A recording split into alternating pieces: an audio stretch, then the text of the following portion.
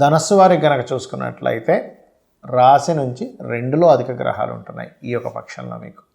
అంటే పంచగ్రహ కూటమి, 4 గ్రహాల కూటములు ఈ పక్షంలో పూర్తిగా ఉంది. అందులో ముఖ్యంగా 18వ తేదీ నుంచి. అయితే 3లో రాహువు, అర్ధాష్టమ శని నడుస్తుంది, 7వ స్థానంలో గురువు, భాగ్యంలో కేతు ఉన్నాడు. ఈ యొక్క గ్రహస్థితిని అనుసరించి మీకు ఎటువంటి ఫలితాలు జరగనున్నాయి అనేటువంటి విషయాలు చూసుకుంటే ఈ పక్షం అంతా కూడా మీకు ఫైనాన్షియల్గా చాలా బాగుంది. అంటే మంచి ఇంప్రూవ్మెంట్స్ ఉంటాయి ఫైనాన్షియల్గా. ఏనాటి అర్ధాష్టమ శని ఉంది కదా అని భయపడవలసిన పని లేదు, గుర్తుపెట్టుకోండి. అలాగే 3లో రాహు చక్కటి ధైర్యాన్ని, ఫారిన్ కంట్రీస్లో ఉండే వాళ్ళ పరిచయాలు, డిఫరెంట్ పీపుల్తో పరిచయాలు ఇస్తూ ఉంటుంది. 4లో శని విషయంలో ఎటువంటి జాగ్రత్తలు తీసుకోవాలి అర్ధాష్టమ శని విషయంలో అంటే ఎట్టి పరిస్థితుల్లో పాత వస్తువులు కొనుక్కుంటూ ఉంటాం. పాత వెహికల్, పాత బైకు, లేకపోతే చాలా పురాతనమైనటువంటి గృహము, లేకపోతే ఏమైనా నిగూఢమైనటువంటి విద్యలు నేర్చుకునేటువంటి విషయాల్లో కొంచెం లేట్ అవుతూ ఉంటాయి. ఎవరికైనా ఏదైనా డబ్బులు ఇచ్చాము, అవి కొంచెం స్ట్రక్ అవుతూ ఉంటాయి, వాటి రిజిస్ట్రేషన్ చేయట్లేదని ఇటువంటివి జరుగుతూ ఉంటాయి. లేదా ఒక కోర్స్ కట్టాము, చాలా లాంగ్ ప్రాసెస్ ఉంటుంది, తొందరగా పెట్టరు వాళ్ళ కోర్సెస్లో. ఇలాంటివి మీరు ఎదుర్కొంటూ ఉంటారు. కాకపోతే మీరు వీటి నుంచి తగ్గాలి అంటే కొంచెం నువ్వులు దానంగా ఇస్తూ ఉండండి. లలితా సహస్రనామాల్లో పర్టికులర్గా ఓం అనాకలిత సాదృశ్య చుబుకశ్రీ విరాజితాయే నమః అనే మంత్రం చేసుకోండి, ఖచ్చితంగా బాగుంటుంది. అలాగే మరొక విషయం ఏంటంటే ఇక్కడ సంతానానికి కొంచెం ఫైనాన్షియల్ ఇంప్రూవ్మెంట్స్ పెరగడము, క్రియేటివ్ ఫీల్డ్లో ఉండేటువంటి వాటికి ధనయోగం కలగడం, ఇవి కూడా ఇస్తూ ఉంటుంది. ఇక్కడ దశమంలో అంటే 2వ స్థానంలో న్యాచురల్ 10th హౌస్ అయినటువంటి మకరంలో మీ లగ్నానికి 2వ స్థానంలో గ్రహస్థితి ఉంది. కాబట్టి కొన్ని విదేశీ సంబంధాలు, విదేశాల్లో ఇండియన్స్ ఉండేటువంటి సంబంధాలు కొన్ని కుదరడము, కొంత వివాహ సంబంధించిన విషయాల్లో కొంత స్ట్రెస్ ఉంటూ ముందుకు కదలడం కూడా జరుగుతూ ఉంటుంది. పుణ్యక్షేత్ర దర్శనం ఖచ్చితంగా చేసుకోండి. సూర్యాలయం కానీ గణపతి క్షేత్రాలకు కానీ వెళ్ళండి. ప్రధానంగా ఉద్యోగ అవకాశాలు కూడా మీకు ఈ యొక్క పక్షంలో చక్కగా ఉన్నాయి. సరైన ప్రయత్నం చేయండి. 100% మీకు ఉద్యోగ అవకాశాలు, చేస్తున్న ఉద్యోగంలో కొంతవరకు ఫినాన్షియల్ గ్రోత్ కూడా ఉంటుంది ధనస్సు వారికి, అందులో ఎటువంటి సందేహం లేదు. ఇక మీరు చేయవలసిన దేవతారాధన లక్ష్మీ నరసింహస్వామి యొక్క ఆరాధన చేయండి. అందులో ప్రధానంగా శనివారాలు పెరుగన్నాన్ని దానంగా ఇవ్వడము, గోవులకి బెల్లము తినిపించడం చేయండి. అన్ని విధాలా మీకు బాగుంటుంది. చాలామంది ఈ గోచార ఫలితాలు మాత్రమే కాకుండా జన్మజాతకంలో ఏమేమి ఉంటాయి అన్న చాలామంది అడుగుతూ ఉంటారు, అసలు ఏం చెప్పొచ్చు అని. నేను ఒకటే చెప్తాను. జ్యోతిష్శాస్త్రము అంటే మీకు వెలుగునిచ్చేది. అంటే ఒక దగ్గరికి వెళ్తున్నారు, ఉదాహరణకి ఇక్కడ నుంచి మీరు ఏ తిరుపతితో వెళ్ళాలి, కారులో వెళ్తున్నారు.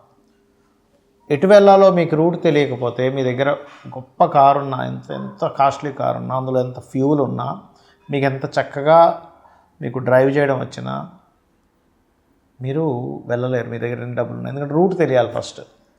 ఆ రూట్ చెప్పేదే ఆస్ట్రాలజీ, గుర్తుపెట్టుకోండి. మీరు ఫిజికల్గా కానీ మెంటల్గా కానీ బాగా డిస్టర్బ్ అయిపోతున్నారు లైఫ్లో. లగ్నం ఎలా ఉంది, 4th హౌస్ ఎలా ఉందని చెక్ చేసుకోవాలి ఎప్పుడు కూడా.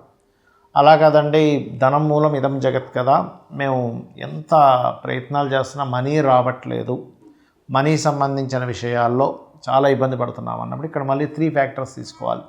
ఒకటి, మీరు ఏ రంగాల్లో ఉంటే మీకు డబ్బులు వస్తాయి, అది వ్యాపారమా లేకపోతే ఉద్యోగమా, అదే ఉద్యోగం అయితే ఇక్కడ చేయాలా విదేశాల్లో చేయాలా, లేనట్లయితే వ్యాపారం అయితే ఎటువంటి వ్యాపారం, సర్వీస్ ఓరియంటెడ్ వ్యాపారమా, ఆన్లైన్లో చేసే వ్యాపారమా, ఇంటి నుండి చేసే వ్యాపారమా, లేకపోతే ఎవరికైనా మధ్యవర్తిత్వంగా ఉండేది చేసేది, అందులో ఏ సెక్టార్స్ మీరు చూడండి. ఒక్కోసారి మనం హెల్త్ రిలేటెడ్ చేస్తాం, అది రవి ఇస్తాడు. రవి కనుక వ్యాపార మూలక ధనయోగాలు ఇస్తే హెల్త్ రిలేటెడ్. ఇది కేవలం వ్యాపారానికనే కాదు, మీరు ఏదైనా చదివేటప్పుడు కూడా చూసుకోవాలి, మెడికల్ లైన్లోకి వెళ్ళాలా, ఇంజనీరింగ్ సెక్టార్స్లోకి వెళ్ళాలా, ఇందులోకి వెళ్ళాలని. అవి గనక చూసుకున్నట్లయితే ఖచ్చితంగా బాగుంటుంది. అలాగే మరొక విషయం ఏంటంటే ఇక్కడ ఇవి కేవలం ధనం మాత్రమే అన్నట్టు కాకుండా మనం పాస్ట్ లైఫ్లో చేసుకున్న కర్మ ఏమిటి, ఎటువంటి కర్మలు చేయడం మూలంగా ఇంత గొప్ప అవకాశాలు వస్తున్నాయి, అదేవిధంగా ఎందుకు ఇంత ఇబ్బంది పడుతున్నామని ఒక క్లారిటీ ఇస్తుంది.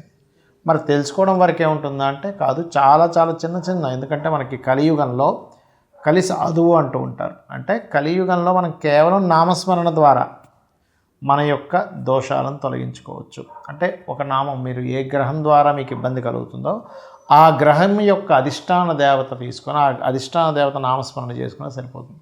అది మీకు ఉండేటువంటి సమస్యని బట్టి, మీరు పూర్వజంలో చేసుకున్న కర్మని బట్టి, మీకు ఏ గ్రహం అసలు భూతత్వ రాశుల్లో ఉందా, అగ్నితత్వ రాశుల్లో ఉందా, జలతత్వ రాశుల్లో ఉందా, వాయుతత్వ రాశుల్లో ఉందా తీసుకొని ఇలా ప్రతి ఒక్కటి ఉంటుంది ఆస్ట్రాలజీలో. అంటే ఒక గృహం కొనుక్కుంటున్నాం, ఆ గృహము ఏ దిశ ఉన్న గృహాన్ని కొనుక్కుంటే మంచిది, దాన్ని 2 రకాలుగా క్యాలిక్యులేట్ చేస్తారు. అంటే మీ పేరులో ఉండే అక్షరాలని ముందు మీ పేరులో ఉండే మొదటి అక్షరాన్ని, అదేవిధంగా మీకు గ్రహస్థితి మీ జన్మజాతకంలో ఉండేటువంటి గ్రహాల యొక్క స్థితిగతుల్ని తీసుకొని చూస్తారు.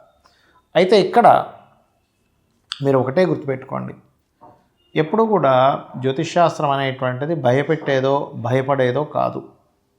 అది మీకు వే చూపించేది. ఒక దగ్గరికి వెళ్ళాలంటే ఎలా అయితే మనకి రూట్ తెలిస్తే ఎలా వెళ్ళి మన డెస్టినేషన్ ఎలా రీచ్ అవుతామో, సేమ్ యాజ్ ఇట్ ఈజ్ మన జీవితంలో అనేకమైన సమస్యలు ఉంటూ ఉంటాయి. అన్నదమ్ములతో గొడవలు ఉంటాయి, లేకపోతే అప్పుల పాలవుతూ ఉంటాము, రోగగ్రస్తులం అవుతూ ఉంటాము, లేకపోతే ఇల్లు కొనుక్కోలేకపోతుంటాము, మంచి ఉద్యోగంలో జాయిన్ అవ్వాలంటే అవ్వలేకపోతుంటాము, వ్యాపారం సాగదు, ఒక్కోసారి సంతానం కలగదు, లేనట్లయితే తెలిసిన వాళ్ళతోనే గొడవలు అవుతుంటాయి. ఇట్లా అనేకమైన సమస్యలు ఉంటాయి. అసలు ఆ సమస్య యొక్క రూట్ కాజ్ ఏమిటి, మీరు ఏ మంత్రము చేసుకుంటే, కొంతమంది చూడండి నేను మంచి చెప్పినా చెడైపోతుందండి, నేను ఎవరితో ఏం మాట్లాడినా ఇబ్బంది వస్తుందండి అంటూ ఉంటారు.